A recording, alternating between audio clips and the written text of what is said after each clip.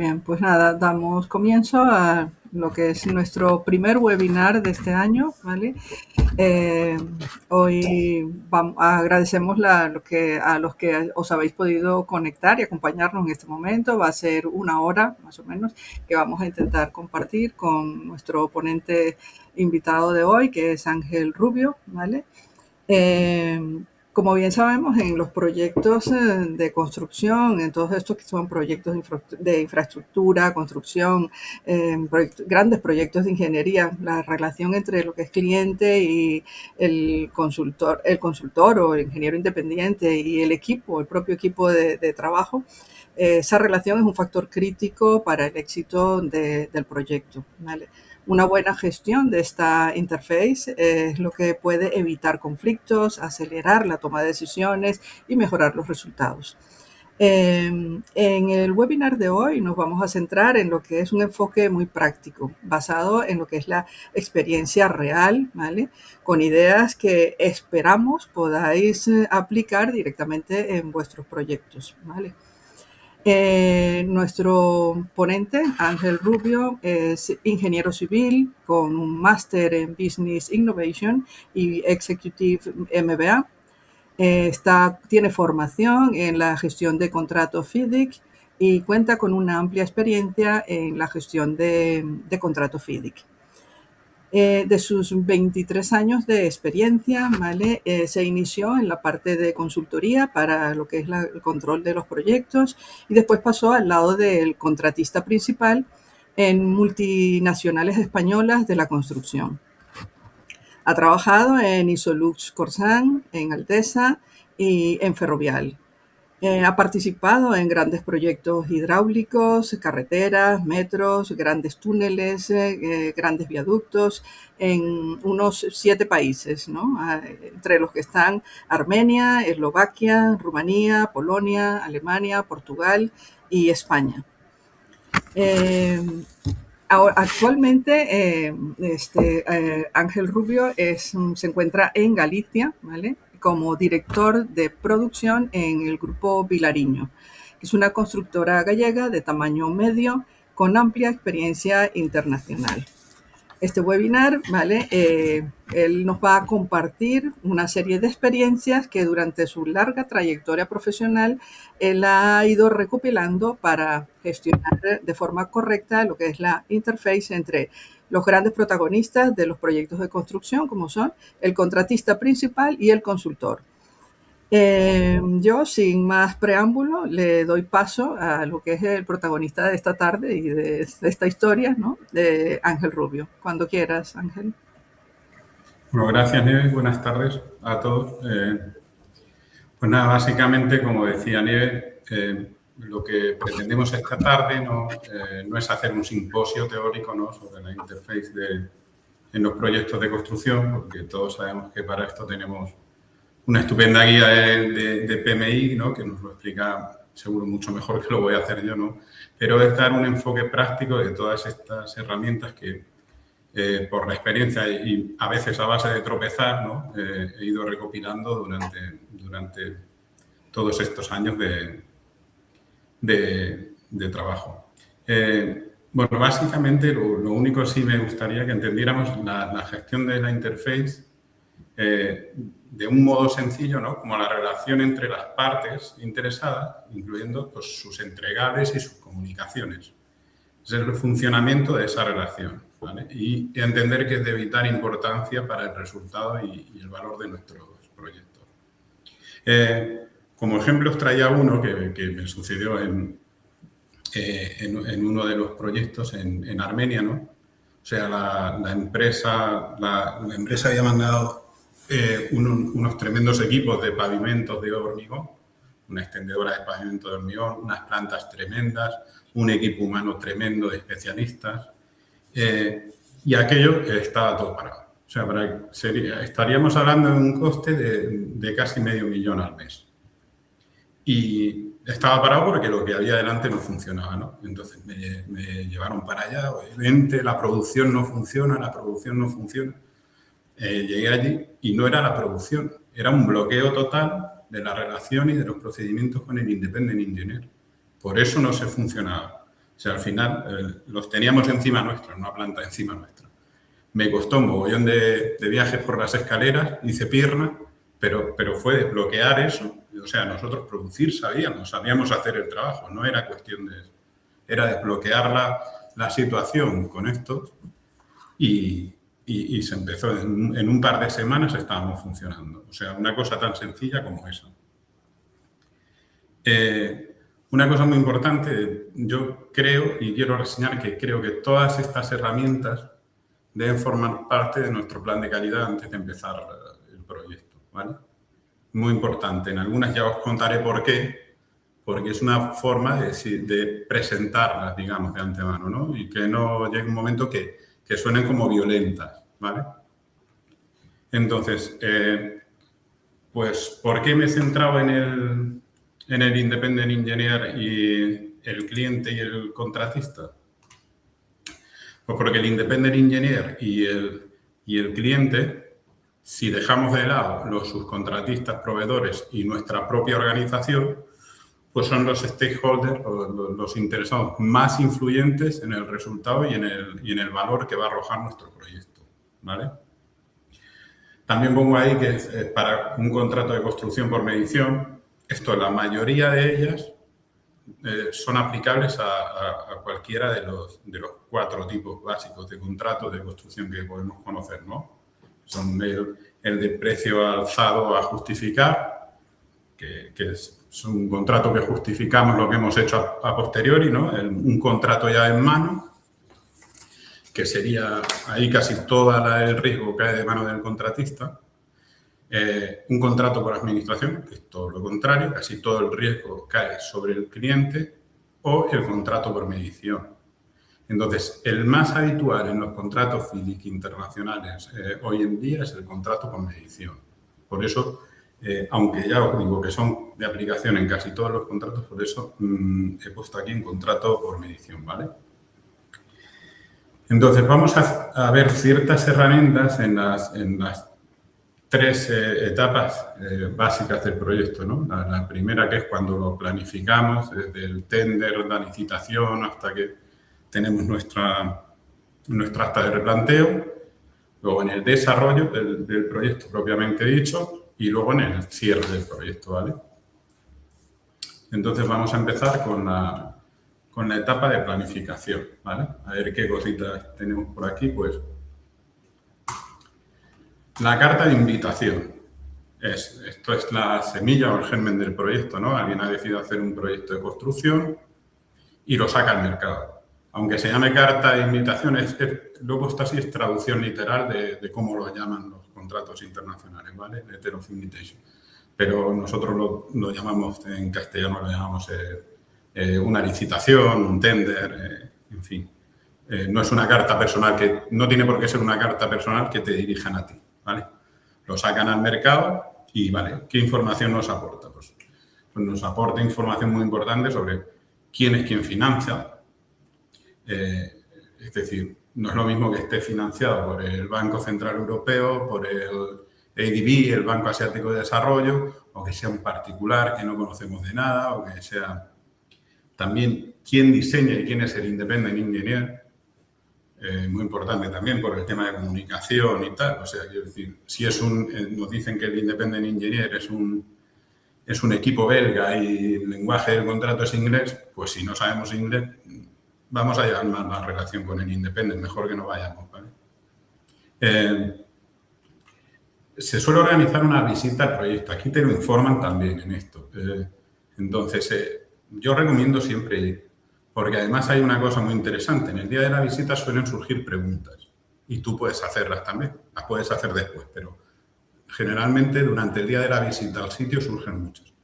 Esas preguntas con las respuestas que publica el cliente forman parte posterior del contrato.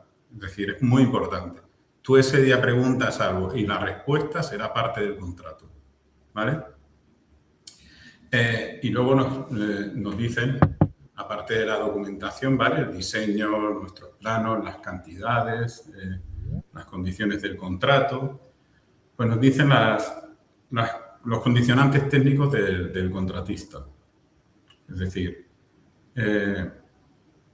del contratista y de su personal, ¿vale? Hay que distinguirlos dos. Es decir, al contratista pues le van a decir tienes que haber hecho obras de similares características a esta durante los 5 últimos años de tal, en las que hubiera tantos puentes, tantas carreteras, tantos... Y los key person, o sea, las personas clave, los técnicos clave, los marcan ahí y te dirán, pues el técnico, el project manager ha de haber dirigido un proyecto de construcción de no sé cuántos millones en los últimos 5 años y de haber gestionado tantos contratos FIDIC en los últimos 5 años. También te pedirán los condicionantes económicos del contratista, es decir, pues de solvencia, de estar al corriente de todos los pagos, de todo este tipo de condicionantes económicos, de un turnover anual del último año de tanto, o sea, no lo limitan mucho. Nos van a decir qué fecha de presentación, nos van a dar un plan de trabajo preliminar, diciendo en qué plazo quieren construirlo y la fecha en la que se abrirá el tender, ¿vale? Esto es la carta de invitación. Si desde el lado del ingeniero algún día os piden redactarla, ya sabéis lo que tiene que contener básicamente. Aquí pasamos, la carta de invitación parte del cliente, ¿eh? Ahí todavía el Independent Engineer no ha aparecido. Entonces preparamos la oferta, el tender. Es el siguiente documento de importancia en la fase de preparación. Pues identifica quién es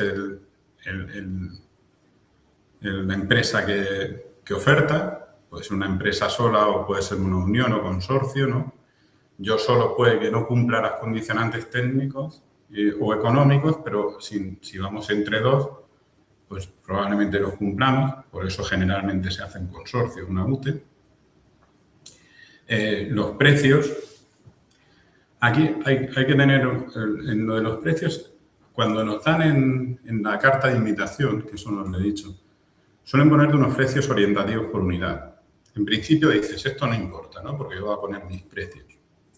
Pero sí que hay una cosa específica, es decir, si en uno de esos precios, cuando tú pongas tus precios para las unidades, tienes una unidad, aunque sea una sola, que es excepcionalmente barata con respecto al precio estimado que ellos tienen, te van a pedir explicación. O sea, para poco sirve el precio orientativo que te dan, pero eso es para tener en cuenta. Es decir, si en una unidad tú vas muy barato con respecto al precio que ellos han estimado, te van a decir que por qué. No pasa nada, o sea, puedes justificar de dos modos.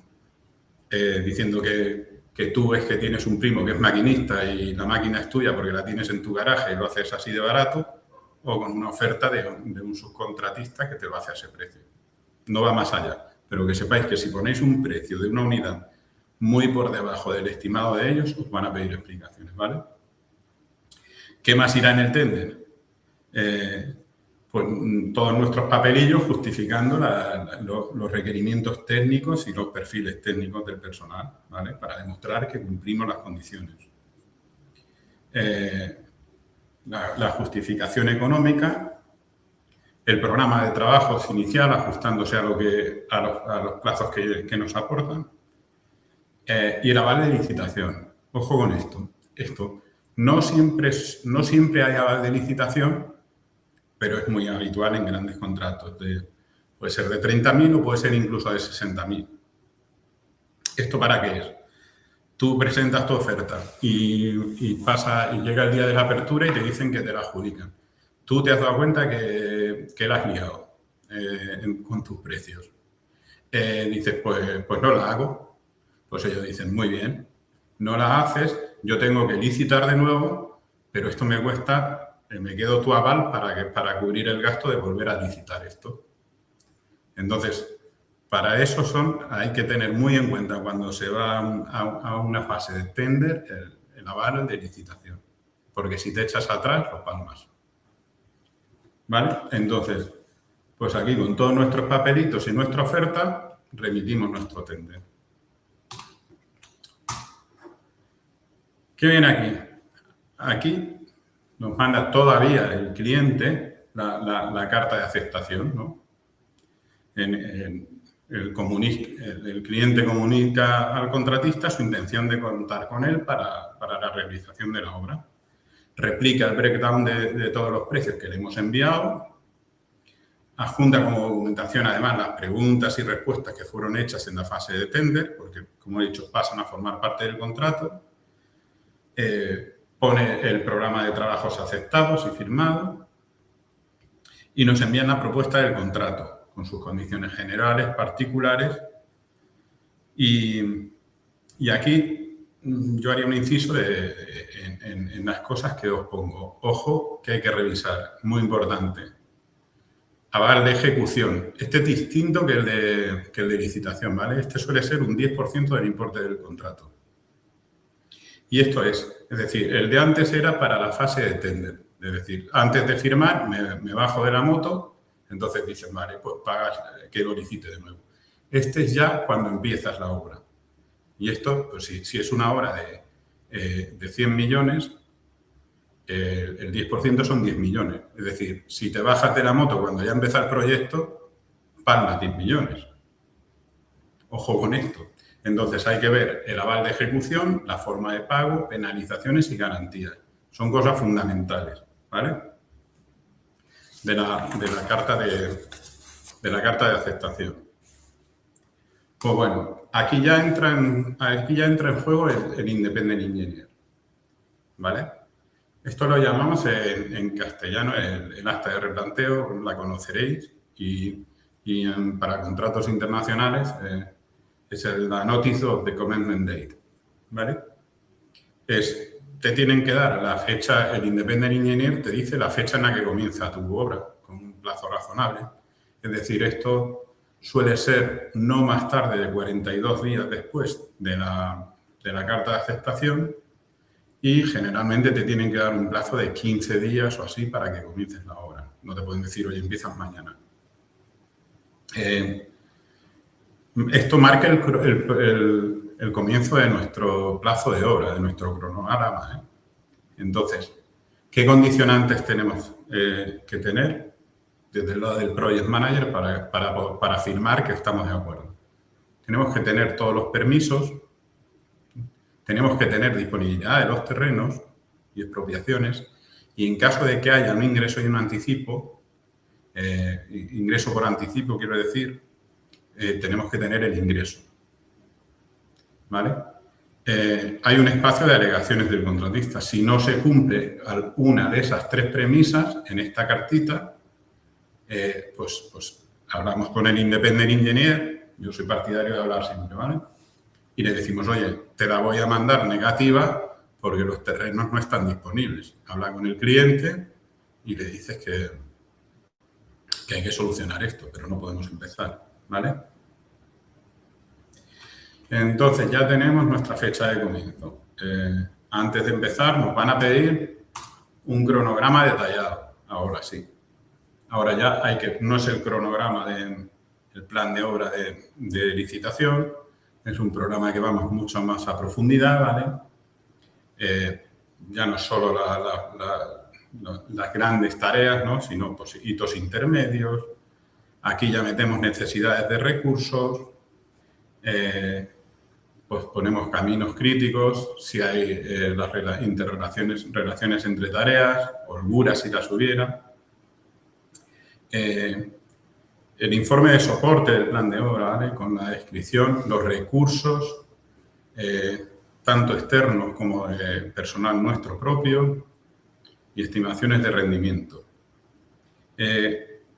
Esto es lo de los recursos y organigrama incluso.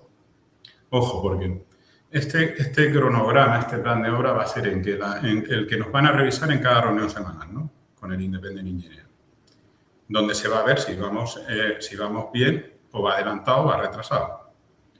Cuando las cosas van bien, todo el mundo está súper contento. Pero cuando las cosas van mal, entonces viene aquí. Vamos a lo de información de soporte. A ver, recursos. ¿Qué habías puesto aquí que tenías? Joder, pues es que no tienes los recursos que tenías, o sí. Entonces, ojo, porque mientras que la cosa va bien, nadie va a mirar esto, ¿vale? Pero si la cosa se tuerce, Ya la gente empieza a mirar recursos, incluso el personal de nuestro organigrama y todas las cosas que habíamos puesto, que nos habíamos comprometido, vamos. ¿Vale? Entonces, pues ya tenemos todo listo para comenzar nuestro proyecto, ¿no? Tenemos el contrato, tenemos el sitio, los permisos, el dinero, el plan de obra y bueno, lo más importante, ganas de meternos en un lío tremendo. Entonces, estamos ya en la fase de obra, ¿vale? Aquí estas ya son las otras, digamos, que eran herramientas un poco genéricas del contrato y de la relación con el cliente, ¿vale? Estas ya son muchas son de lo que os decía, de cosecha de estos años de relaciones con distintos, ir aprendiéndolas de uno, de otro, y bueno, es en el día a día del proyecto, ¿vale? Entonces, ¿por qué empezaría yo? Pues empezaría por la solicitud, esto es Request for Material Approval o Request for Subcontractor Approval. Con esto, lo que le estamos diciendo, solicitando al Independent Engineer, es que nos apruebe un sitio donde compramos materiales o un subcontratista que vamos a contratar. Es decir, yo voy a hacer una macrodepuradora y antes de comprar un cacharro, una máquina que vale 2 millones, quiero estar seguro de que me la van a aceptar y me la van a pagar, ¿no? Pues por esto solicitamos una aprobación previa al Independent. Yo recomiendo anticiparse mucho con las compras, ¿eh? Tener un buen plan de compras y anticiparse mucho, porque estas cosas no suelen ser rápidas. Solemos decir un plazo de 15 días para responder y tal, pero si es una compra o un elemento muy importante, en 15 días no vas a tener resolución, ¿vale? Aquí, quiero decir, ¿qué exponemos? Identificamos el suministrador, identificamos qué es lo que suministra, en qué unidades de proyecto interviene. Por ejemplo, pues si este señor propongo que nos suministre grava, y esa grava va a estar en hormigones, va a estar en asfaltos, va a estar en drenajes, va a estar en tal. Exponemos la experiencia anterior similar del proveedor o del subcontratista, su bagaje anterior, obviamente todos sus certificados de calidad, medio ambiente y seguridad, y en el caso de materiales, pues los ensayos previos, ¿vale? Y en el caso de subcontratistas, certificados de ejecución de otras obras. Y con esto tendríamos respuesta del Independent y garantía de que se nos va a caer ningún suministro, ningún subcontratista, ¿vale?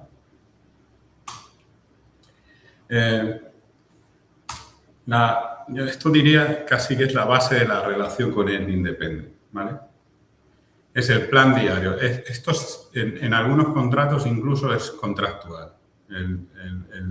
El plan semanal, perdón, he dicho diario. He dicho diario porque es un plan diario de la semana siguiente, ¿vale? Es un plan semanal. Y se pone a 2 semanas. De la segunda semana hacemos una estimación orientativa, ¿vale? Igual, por día identificamos las secciones donde vamos a estar, sus tajos y todos los lugares donde tenemos pensado hacer trabajos. Es la mejor forma de coordinar los trabajos con el Independent Engineer, ¿vale? Esto recomiendo enviar por medios oficiales, es decir, por el medio oficial de comunicación que figura en el contrato, ¿vale? Si es por mail, no vale como ponerla como texto del mail. Es decir, podemos enviar un mail, pero va en adjunto una carta firmada con el plan semanal, ¿vale? Porque esto, ya os digo, es la base de la comunicación con el Independent y en muchos casos es contractual. Para algo más informal tenemos el plan diario, que esto sí que lo podemos enviar en plan texto del email, ¿no? Un email pues, con intervalos horarios, por la mañana, mediodía, por la tarde, pues igual identificando dónde vamos a estar trabajando, en qué tajos, en qué subtajos. Informar de posibles ensayos, test o solicitudes de inspección que vayamos a tener. Hay que pensar que esto parece al final parece que dices, no, me estoy cargando de papeles, ¿no? Pero ojo, al final esto le estás ayudando a que él se dimensione, ¿eh? Tú eres el project manager. Tú mañana lo vas a llamar para que te haga una inspección o un test. Si es un punto de parada, no te vas a poder mover hasta que no te lo hagan. Entonces, si no lo has avisado, a lo mejor el Independent no tiene los recursos mañana allí preparados. No tiene el laboratorio o no tiene el inspector de soldaduras o no tiene... Entonces, al final el que te fastidias eres tú porque no puedes continuar hasta que él no venga. Entonces, aunque puede ser más laxo en la forma de comunicar que el plan semanal, pero es igual de importante, ¿vale? Para que el Independent sea capaz de dimensionarse, además lo van a agradecer, os lo van a agradecer. Y creo que es la base de la relación, ¿vale? Esto es ya llevado al día más a detalle, ¿no? Request for inspection, o sea, los estamos llamando ya dentro del día para que vengan. Esto en algunos proyectos incluso lo hemos llegado a hacer por SMS. Aunque hoy en día que llevamos todos email en el móvil y tal, yo recomiendo también que sea por un mail, con texto fácil, rápido. Oye, revisión de no sé qué, request for inspection en tal tajo, no sé dónde. Aquí, esto ya, además, los puntos, los PPI, los puntos de parada, aquí ya entramos en un tema delicado. Porque esto ya aquí toca dinerito. Es decir, nosotros para cobrar tenemos que, lo veremos después, una execution record card, la carta de ejecución de cada unidad. Y ahí estas inspecciones se firman ahí. Entonces, esto es nos va a hacer que la podamos cobrar o no la podamos cobrar, básicamente. Esto hay básicamente... Y fundamentalmente hay dos tipos, ¿no? Punto de parada y punto de inspección. Punto de parada es que no te puedes mover hasta que no vengan y te lo firmen. Punto de inspección es que lo avisas y el Independent tiene la posibilidad de venir o no venir, ¿vale?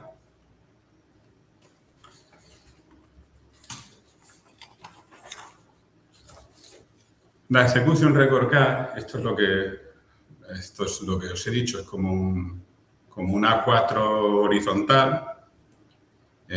Arriba en el encabezado lleva el tajo, la unidad a la que se refiere, el lote al que se refiere. Y en las filas, en horizontal, vienen las distintas firmas que tiene que tener esa tarjeta de esa unidad. O puede ser un ensayo, o puede ser...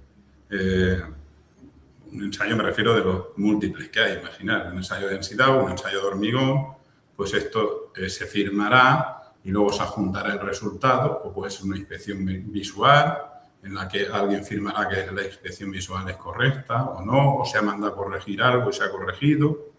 Entonces, en horizontal se ponen todos los requerimientos de inspección que tiene esa unidad. Y esto va a la certificación mensual.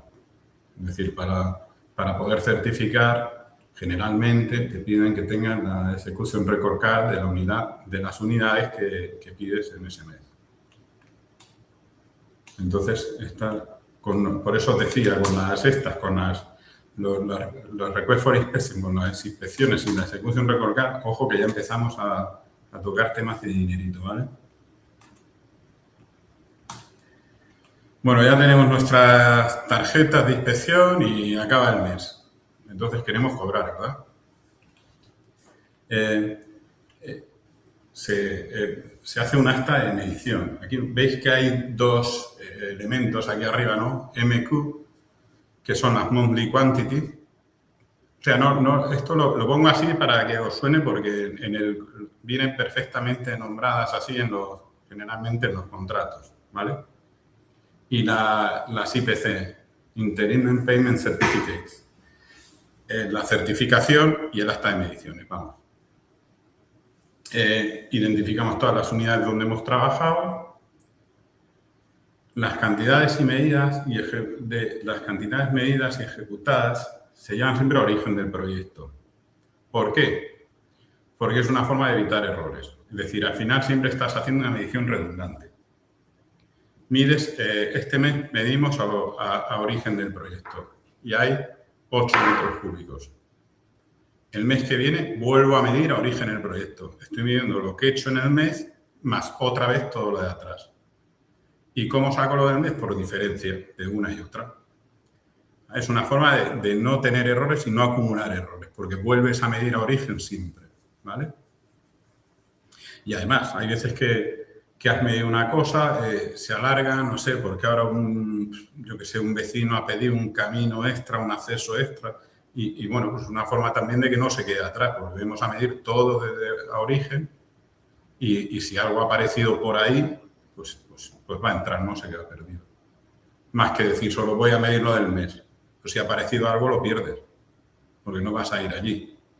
Entonces, es una forma de evitar errores. Se firman por ambas partes, el Independent Engineer y el Project Manager. Y como decíamos, la IPC, la certificación, se obtiene por diferencia con la medición origen del mes anterior y del actual. Para que nos paguen tiene que ir la RC, la Execution Record Card, acompañándola, ¿vale? Las IPC se llaman, en castellano decimos pago a buena cuenta. La certificación es un pago a buena cuenta. En el contrato dice interim, o sea, es un pago interino. ¿Qué quiere decir esto? Que no es un pago definitivo, es decir, te están como, digamos, adelantando un dinero, porque esa unidad no es certificación y certificada final hasta que el proyecto no es utilizable para el servicio que fue diseñado. Es decir, si me voy a medias, eso que me han dado a buena cuenta me pueden pedir que lo devuelva, porque no es una certificación definitiva, ¿vale? O sea, cuidado con la certificación a buena cuenta y la IPC, y la certificación final, porque podemos tener un susto. Vale, pues ya hemos certificado, ¿no? Cobramos cuando nos toca. Esto sí suele ser contractual, ¿vale? El monthly report, el informe mensual. Bueno, esto tampoco tiene mucho, generalmente viene un guión de cómo tiene que ser, ¿vale? Suele presentarse 7 días después de que acabe el periodo mensual. ¿Qué suele ser obligatorio que contenga? Pues gráficos y tablas con la evolución de las obras, comparando con el plan de obra, el reportaje fotográfico, estado de fabricación de elementos externos de compras. Yo, si son importantes estos elementos externos de compras, aportaría además pruebas, es decir, fotos, avance de la producción, porque si es una compra importante, tranquiliza, ¿no? a la gente saber que eso se está haciendo y que no va a interferir negativamente en el proyecto, claro. Quiero decir, cuando pongo aquí personal y equipo del contratista, no me refiero a volver a repetir el cuadro de firmas y todo eso, pero sí los cambios, sobre todo los cambios, ¿vale? Hay que aportar toda la documentación de calidad, todas estas ERCs que hayamos hecho durante el mes. Si las hubiera, alguna no conformidad o claim del contratista, que ya veremos después lo que son, hay que adjuntarlas. Estadísticas de seguridad y salud y la comparación y análisis del plan de trabajos. Esto es lo que suele llevar un informe mensual. Como os digo, suele ser contractual y viene con un guión, o sea que... Mira, ahora esta es una de mis favoritas, que la aprendí con un Independent Engineer indio. Yo nunca la había utilizado y cuando me la dijo me encantó. Se llama confirmación de la orden verbal. no os imagináis la de problemas que puede solucionar esto. Es decir, el Independent Engineer o alguno de sus miembros da una orden, ¿no? De lo típico, que te dan la orden en el proyecto y dices, ¿qué hago? Te llama o uno de tus site manager o dicen, me han dicho que haga esto. ¿Lo hago o no lo hago? Claro, el Independent Engineer, eso, como he dicho, también tiene muchos actores, ¿vale? Y las palabras se las lleva el viento. Entonces, ¿qué hacemos? Pues esto se le manda un formato que se llama Confirmation of Verbal Instruction. Y tú le dices, oiga, en obra me han dicho que haga esto. Confirma la orden verbal. Y si es así, o sea, identificando como siempre, ¿no? El tajo de así o el lote, tal. Y si es así, te la devolverá firmada y eso es orden. Por esta, por ejemplo, es por uno de los motivos que os decía que es conveniente que estas cosas y estos formatos estén en el plan de calidad de antemano. Porque esto, si no lo sabe, puede violentar, ¿no? De repente le llega una carta diciendo, confirme la orden verbal.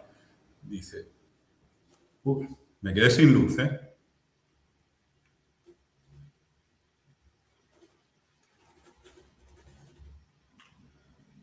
No sé si se me oye. Sí, perfectamente. Ah, vale. Pues es que me he quedado sin luz. Aquí. Vaya por Dios. No sé si se ve la presentación. ¿La presentación se sigue viendo? Sí, sí, sí.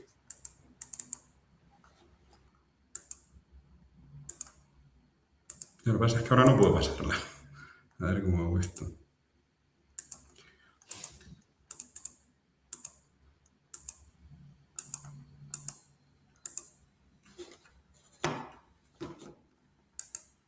A ver, la voy a cerrar y la vuelvo a abrir, ¿vale? Y os la vuelvo a compartir.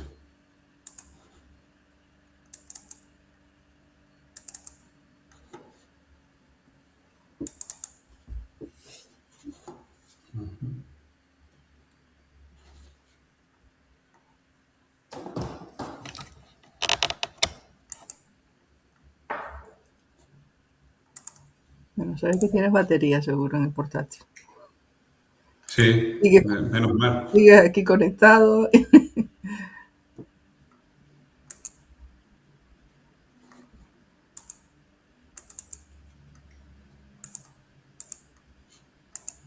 Vale, ya la tengo de nuevo.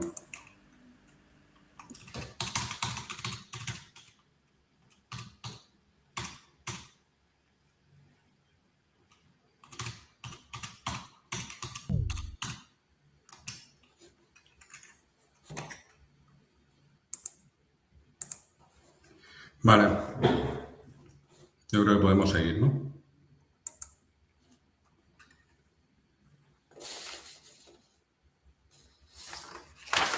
Se me oye, ¿verdad?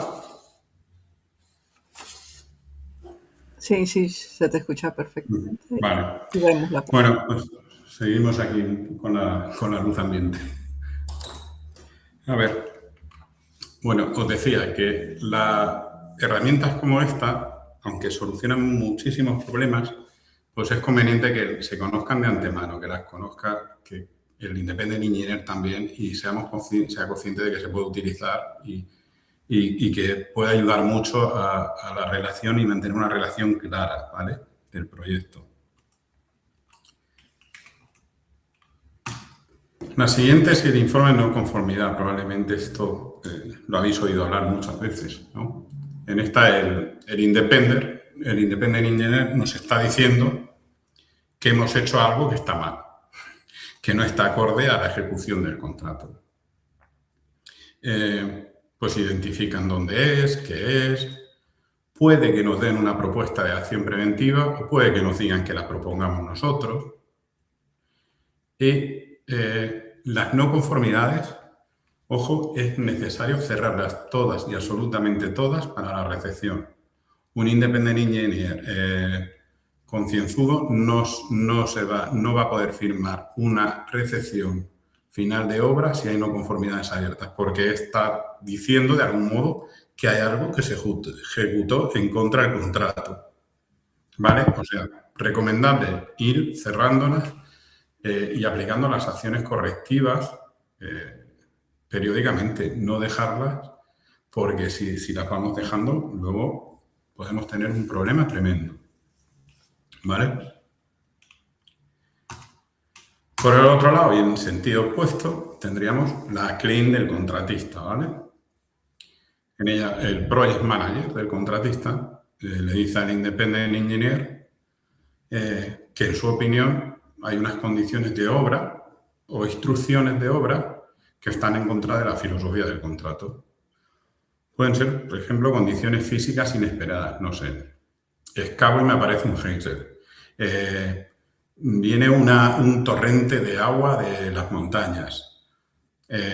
Las condiciones climáticas solo si son extremas, ¿eh? Es decir, yo he puesto alguna claim del contratista con condiciones climáticas y he tenido que coger del Instituto Meteorológico Nacional un extracto de los 10 oficial, un extracto oficial de los 10 últimos años para justificar que habían sido condiciones extremas, ¿vale? Puede ser también por una instrucción del independent engineer en la que no estemos de acuerdo, algún impedimento para realizar nuestro plan de obra, en fin. Todas estas causas que creamos que nos están impidiendo realizar nuestro trabajo, ¿vale? Con la claim del contratista, ¿qué estamos pidiendo? Nosotros siempre, el plazo para nosotros es un activo, el plazo de obra es un activo como si fuera el dinero. Entonces, ¿qué pedimos? Pues pedimos, cuando ponemos una claim, pedimos más dinero, más plazo o ambas cosas, ¿vale? En primera instancia, esto va al independent engineer. Segunda instancia, iría al Dispute Board, Dispute Adjudication Board, y como último, al arbitraje. Ojo, porque el plazo de emisión de las claims suele estar limitado. Es decir, generalmente son 28 días desde que aparece el evento o tenemos conocimiento del evento que ocasiona la claim. Ojo, porque si lo haces el día 29, no tienes derecho a nada. Has perdido tu claim, ¿vale? La orden de cambio. ¿Me seguís oyendo? Sí, me vais confirmando.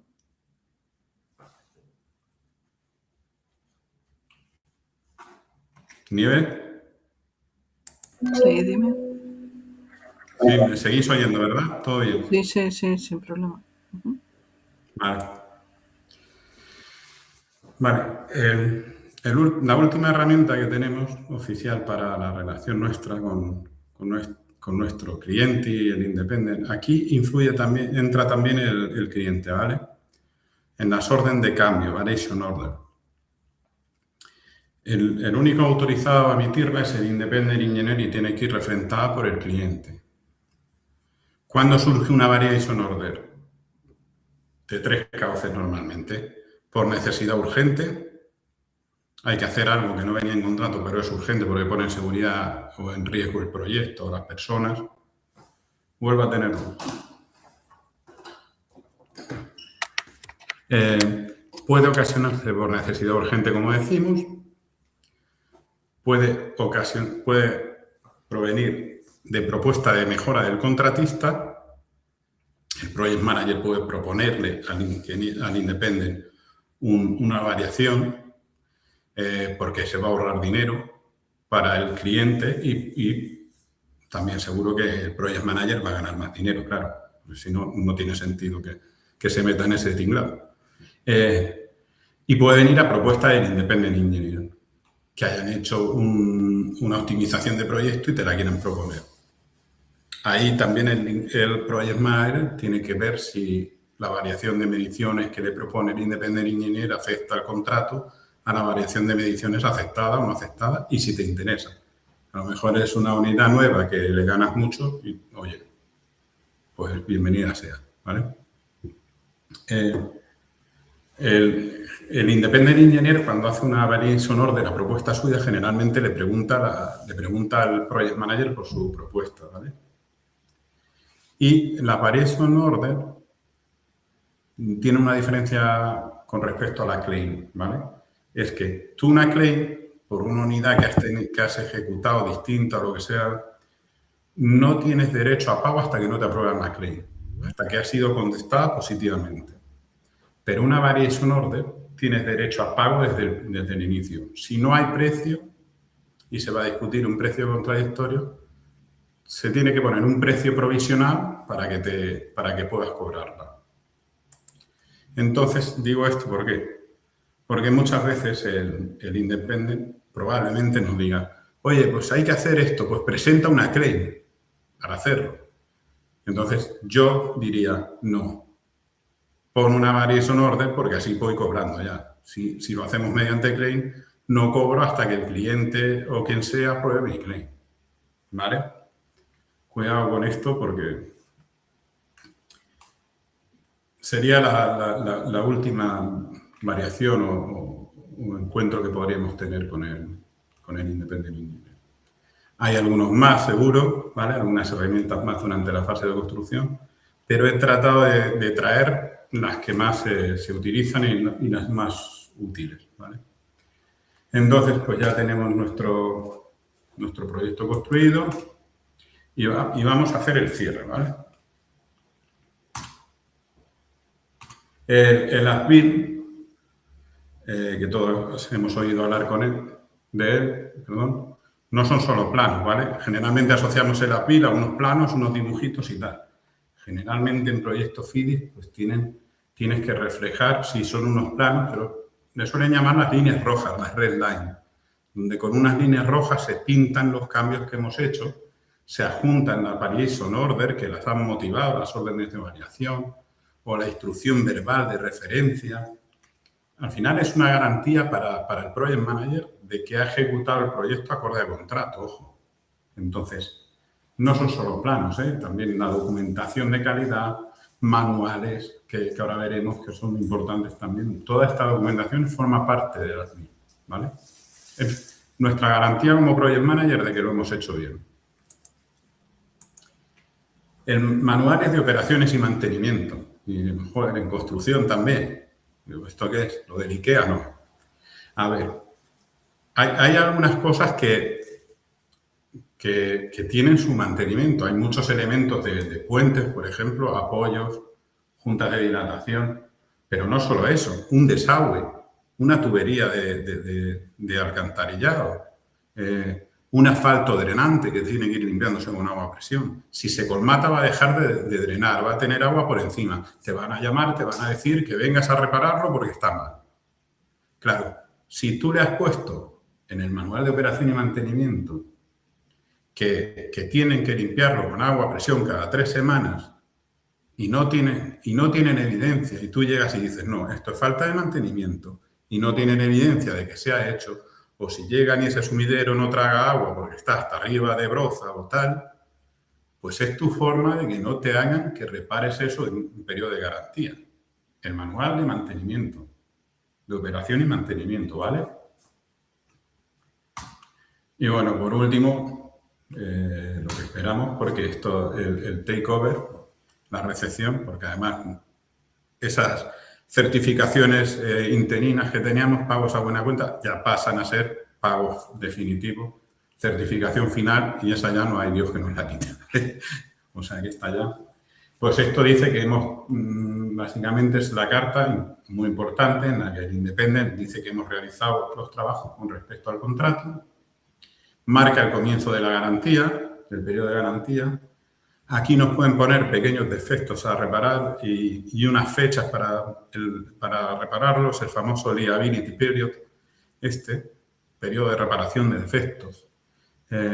Y acta, el acta de recepción, obviamente, es necesaria para la certificación final de nuestro proyecto. Os pongo aquí una cosa curiosa, puede ser de partes de proyecto. Hay proyectos sobre todo por la zona este de Europa, que los distintos elementos los llaman objetos, ¿no? Un puente es un objeto. es como un ente parte del proyecto. El objeto 202, pues es un puente que se llama así. El tronco de la autovía se llama el objeto 101. Un drenaje se llama el objeto 404. Pues ahí, cuando el contrato está definido por partes, y esto lo refleja muy bien FIDI, tú puedes solicitar un taking over de un objeto, de una parte del contrato, y empieza su garantía independiente y su recepción, ¿vale? Es algo curioso que os quería dejar aquí. Y nada más, pues muchas gracias por este rato que habéis estado aquí aguantándome y sin luz encima. Pues nada, muchísimas gracias, Ángel, nada, por compartirnos esta visión tan práctica y tan útil, ¿no? En el entorno de lo que son los proyectos de construcción. No sé si hay alguna pregunta por parte de los asistentes, ¿vale? Igual este es el momento, aprovechemos antes de que se nos acabe el tiempo. Venga. O que se me vaya la luz de nuevo. Te vaya la luz. No, pero aunque se vaya la luz, ahí está. Ahí.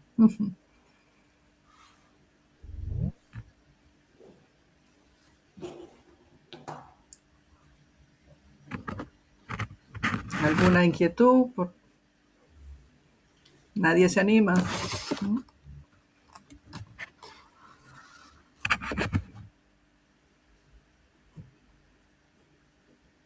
Bueno, yo por mi parte sí que, bueno, te aprovecho, ¿no? Y te lanzo esta pregunta así un poco desde tu experiencia. ¿Cuál sería el error como más común, ¿no? En la gestión de interface entre cliente e ingeniero y qué recomendarías, ¿vale? Para evitarlo desde el principio, desde el inicio del proyecto. Pues yo creo que, mira, el haber estado en los dos lados, porque como bien has dicho, empecé en un consulting, te hace darte cuenta que al final el error más común es no empatizar con el otro. Es decir, nosotros ahora que estamos del lado del project manager, es no ponerte del lado del independent engineer y ver sus necesidades. Es decir, o sea, ver que él necesita hacer su trabajo, dialogar con él, hacérselo fácil, por eso que decíamos, por ejemplo, de enviarle eso que parece tan redundante, ¿no? El daily plan, el plan diario. Otra vez, si envía un plan semanal, ¿por qué voy a decirle, oye, mañana voy a estar aquí o allá? Oye, pues le ayudas mucho. Le ayudas mucho a que se dimensione, a que tenga su laboratorio, a que pueda hacer su trabajo. Que hay que partir de que está ahí para hacer su trabajo también. Entonces, el error más común es pensar que nosotros, y es, por desgracia, muy habitual, lo he visto en varios compañeros. O sea, es decir, yo voy allí, yo soy de la empresa tal, una de estas que he estado ya, que somos la hostia y este hombre aquí, pues un poco a verlas venir, ¿no? Pues no, ponte en su lugar, piensa lo que necesita y piensa que puede ser que te sirva de mucha ayuda para el resultado de tu proyecto, vamos. Entonces ese sería el error más habitual, no empatizar con el que tienes delante, ¿vale? Estupendo. Nada, muchas gracias. ¿Alguien más se anima?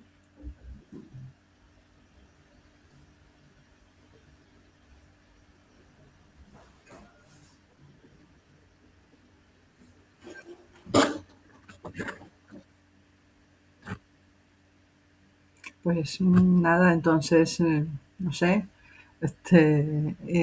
os he compartido algunos links, ¿vale? Que pueden ser de interés. Está el LinkedIn de nuestro ponente de Ángel, ¿vale? Están los links de la web al chapter de Galicia. También está el link a nuestro canal de YouTube, ¿vale? Como sabéis, estamos poniéndolo en marcha este año también y la intención es compartir todos estos contenidos que vamos obteniendo, ¿vale? A lo largo del año. Tenemos material del año pasado que tenemos que ir publicando, ¿vale? Y que os podéis ir, pues eso, uniendo al chapter y nada, seguirnos en las redes, ¿no? Seguirnos mutuamente. Pues nada, gracias a todos por vuestro tiempo y vuestra participación y nada, esperemos que esta sesión os aporte algo de valor, ¿vale? En vuestro día a día a nivel profesional. Gracias y nada, os compartiremos el código de PDU también. Bueno, a los que estáis presentes os lo puedo pasar ya, ¿vale? Para que lo tengáis por acá y luego os lo envío por correo, ¿vale? Para que podáis, ¿no?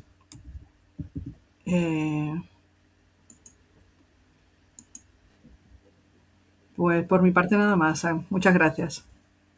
Gracias. Hasta luego. Chao, gracias. Chao, gracias. Chao. Miguel.